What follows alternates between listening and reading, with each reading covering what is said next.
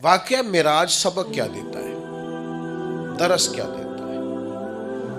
واقعہ معراج امت کو یہ سبق دیتا ہے کہ نبی پاک علیہ الصلوۃ والسلام نے اپنی حیات ظاہری میں جتنا سفر کیا ہے وہ عروج کی طرف کیا ہے، وہ فتح کی طرف کیا ہے۔ نبی پاک علیہ السلام نے ہر قدم اٹھایا ہے تو وہ جد و جہد ہے، وہ کامیابی ہے، وہ آگے بڑھنا ہے، وہ عروج ہے۔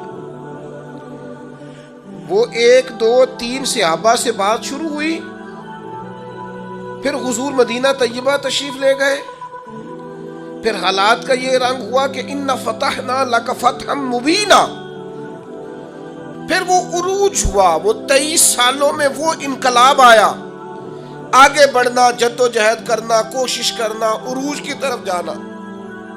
وہ وقت آیا کہ اذا جاء نصر اللہ والفتح وَرَأَيْتَ النَّاسَ يَدْخُلُونَ فِي دِينِ اللَّهِ أَفْوَاجًا، محبوب آپ دیکھیں گے اللہ کی مدد آئی، فتح حاصل ہو گئی، فوجوں کی فوجیں دین میں داخل ہو رہی، عروج ہے، کمال ہے، ترقی ہے، آگے بڑھنا، جد و جہد کرنا۔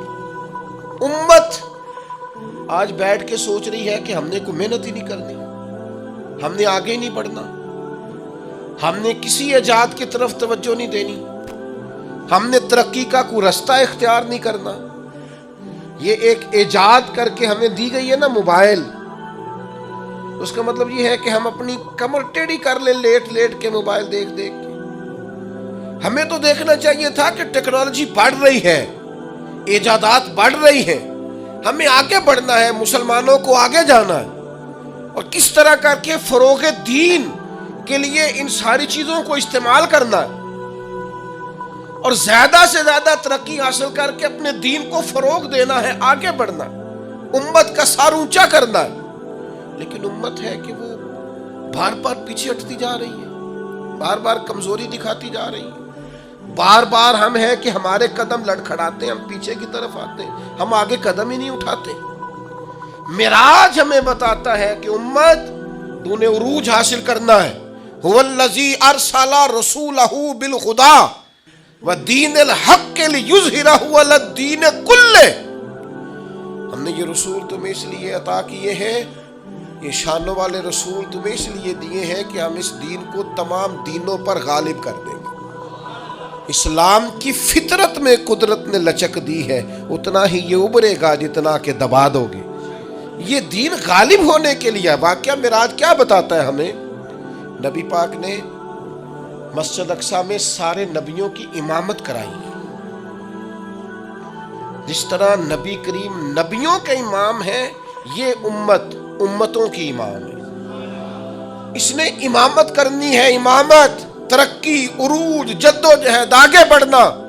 ملت کے جوانوں، واقعہ معراج تمہیں بتاتا ہے کہ تمہیں آگے بڑھنا ہے، تمہیں کوشش کرنی ہے۔ اٹھ کے اب بزم جہاں کا اور ہی انداز ہے، مشرق و مغرب میں تیرے دور کا آغاز ہے، جد و جہد کریں۔ میرا مالک بڑا کریم ہے، جو اس کی جانب ایک قدم اٹھاتا ہے، اللہ کی رحمت آگے بڑھ کے اس کا استقبال کرتی ہے۔ آپ کوشش تو کریں، ہمت تو کریں، جد و جہد تو کریں، آپ آگے تو بڑھیں۔ اقبال کہنے لگے او وقت فرصت ہے کہاں، کام ابھی باقی ہے، نور توحید کا اتمام ابھی باقی ہے۔